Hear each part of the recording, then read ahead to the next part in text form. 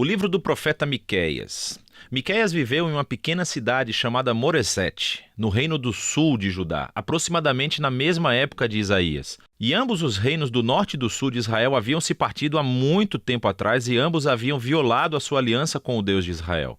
Então, Miqueias avisou que Deus traria o grande império mau da Assíria para tirar o reino do norte e devastar Jerusalém. E também avisou que depois deles a Babilônia traria uma destruição ainda maior. Como todos os profetas, Miqueias falou em nome de Deus para acusar Israel, ou como ele diz no capítulo 3, o Espírito de Deus me deu poder, amor pela justiça e coragem para declarar como Israel se rebelou. E assim, a maior parte desse livro explora as acusações de Miqueias e seus avisos do julgamento de Deus sobre Israel.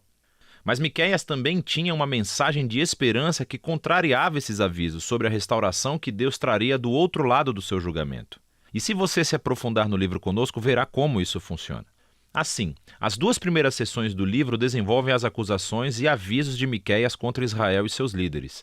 Então a primeira parte começa com a descrição poética de Deus aparecendo sobre Israel.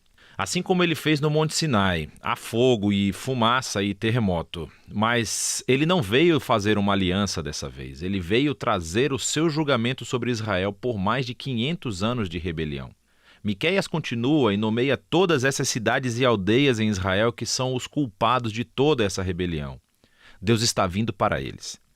Mas por que exatamente?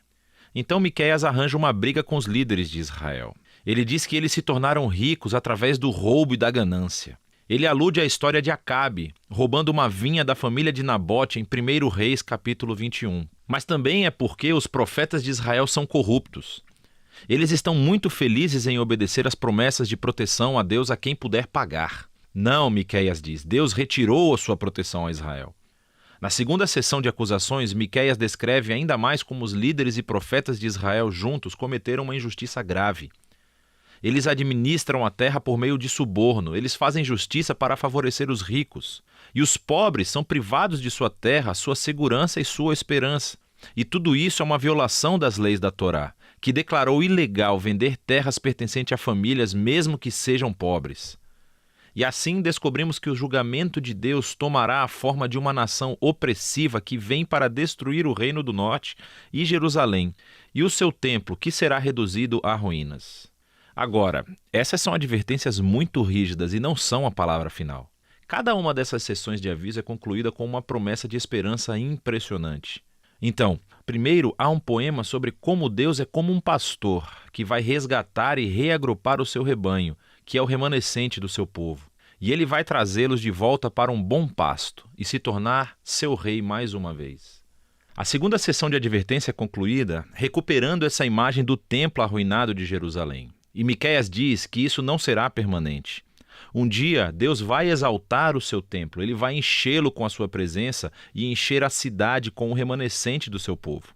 E assim, o propósito de Deus é fazer de Israel o lugar de encontro do céu e da terra, para que todas as nações cheguem a Jerusalém, onde Deus se torna o rei de todas as nações, trazendo paz à terra.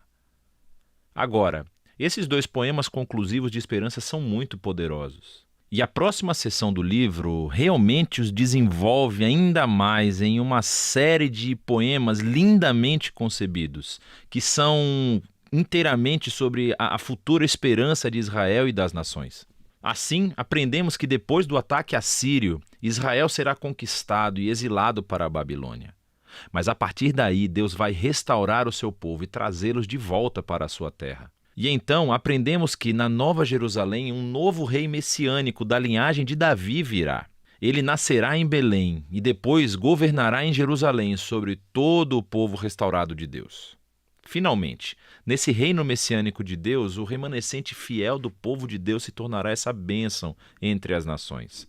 Mas ao mesmo tempo, Deus trará a sua justiça final e removerá o mal do seu mundo.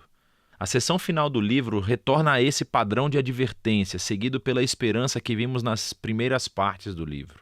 Então, Miqueias expõe novamente as práticas econômicas injustas dos líderes de Israel e como está destruindo a terra e o seu povo.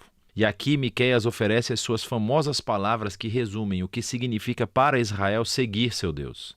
Ele te disse, ó humano, o que é bom e o que o Senhor requer de você: fazer justiça, amar a misericórdia e andar humildemente com seu Deus.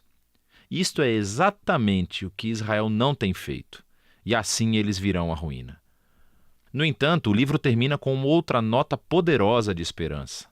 Israel é personificado como um indivíduo que está sentado sozinho em vergonha e derrota. É uma imagem clara da destruição e exílio de Israel. E esse indivíduo está observando a misericórdia de Deus e ele implora a Deus que o ouça e o perdoe. Mas por quê? Por que Deus deveria ouvir e perdoar esse povo sem fé e rebelde? Bem, o profeta oferece 2 motivos.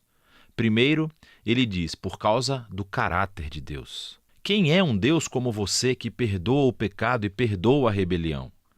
Ele sabe que a misericórdia de Deus é mais poderosa do que a sua ira ou o seu julgamento. E a segunda razão é por causa das promessas de Deus.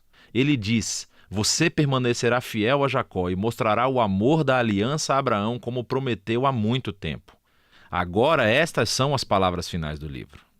Elas são uma alusão às promessas da aliança de Deus a Abraão e a sua família desde o início do livro do Gênesis, de que todas as nações encontrariam a bênção de Deus através da família de Abraão. Mas para se tornar uma bênção para as nações, Israel deve primeiro ser fiel ao seu Deus. E isso explica esse vai e vem entre o julgamento e a esperança do livro de Miqueias. Se Deus vai abençoar as nações através de Israel, então ele deve confrontar e julgar o mal entre o seu povo.